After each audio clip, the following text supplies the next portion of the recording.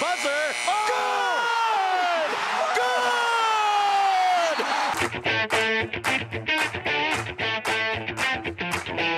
This is a tribute to loving the game and putting it all on the line.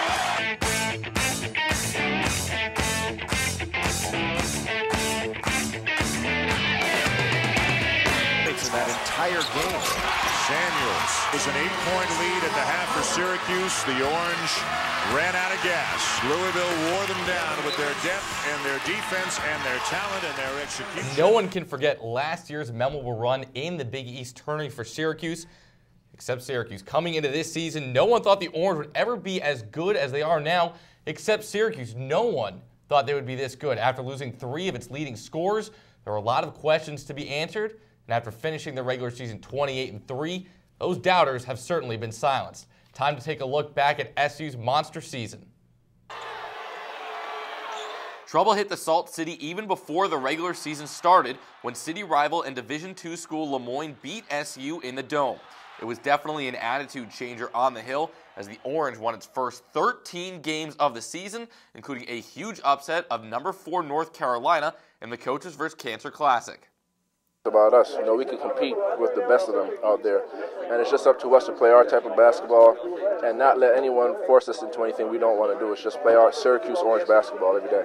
The Orange hit its first speed bump with a home loss to Pittsburgh, but the Cutes responded with an 11-game win streak, including big road wins in West Virginia and Notre Dame, and a come-from-behind victory over the 11th-ranked Hoyas.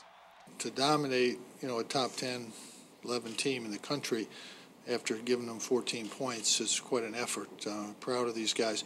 SU finished up the regular season winning 8 of its last 10 games, none bigger than the 95-77 beatdown over Villanova in front of an on-campus record 34,616 fans at the Carrier Dome. During that stretch, the Cuse made it all the way to the top of the rankings for the first time since the 91-92 season before losing its final game of the year in Louisville. Now Syracuse on its way to the Big East tournament in New York City. They've got a couple days off. They won't play until the 11th in the quarterfinals. They get 2 byes as the number 1 seed, but they could have a tough matchup taking on a potential matchup with Georgetown, which would be the 3rd time they would face the Hoyas. Syracuse beat them both in Syracuse and down in our nation's capital. Another couple matchups to potentially look forward to.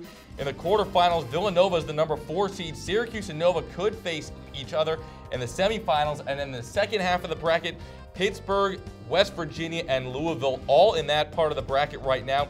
So a couple big matchups to look ahead to. A potential rematch of last year's championship game looming. Syracuse and Louisville could face each other in that championship game. It'll be the 3rd time these 2 teams would take on each other this season as well. For more breakdown of the Big East tournament, here's Mike with Josh Wetmore and Johnny Mangano. Well, you got to take a look at the Big East tournament bracket, and now we bring in our analysts, Johnny Mangano, Josh Wetmore, to break down the tournament coming up. Now, Syracuse finished the season on a little bit of a down note, losing to Louisville. Most likely going to play Georgetown in the first round. If they're to lose that game, is that going to affect them getting a 1 seed in the NCAA tournament? Guys, the only way that losing that game would lose a 1 seed for Syracuse is if in the Big Ten, Purdue wins their conference tournament. I think if Syracuse loses that game against Georgetown, Purdue wins out. They each have 4 losses, very comparable resumes.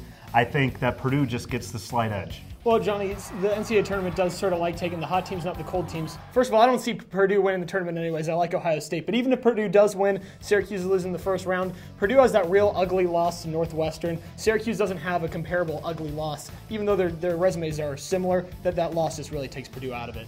Guys, a lot of ifs at this point. A lot of people talking about should Syracuse rest players. I mean, you got Wes Johnson still coming off an injury. A lot of games played in the regular season. So what do you guys think? Is it better for Syracuse to rest their players or to have a hot team going into the tournament? Well, I got to take the history books on this one and go with rest. Because if you look at the history, only 3 teams have ever won the Big East Championship and the National Championship. 2 of those were completely dominating teams, UConn in 2004 with Emeka Okafor and Ben Gordon, and then the 1984 team with Patrick Ewing at Georgetown. I don't think Syracuse compares to either of those, so clearly the Big East National Championship is a tough thing to do. I think rest is overrated in any sport. I think Syracuse can take this opportunity with 3 tough games, Thursday, Friday, and hopefully Saturday plays out to the Big East Championship. But Syracuse can use this competition as a good jumping off point for the NCAA tournament, and I think Syracuse is set when they just have good momentum.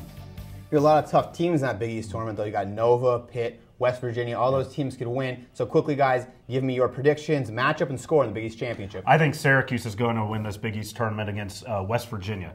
I think Syracuse will take care of business against Devin Ebanks and Deshaun Butler and company. I just really like this Orange team, Josh. Well, Johnny, I like West Virginia. I like that pick, but I think Syracuse is going down in the semifinals. Sorry for all you Orange fans out there, but it's going to be Villanova. They're going to get their revenge, and I think they're going to beat West Virginia 89-78, and they'll be the tournament champions for the Big East. All right, thanks a lot, guys, and come Saturday, we'll see which one of you guys is on the right side of that argument. But right now,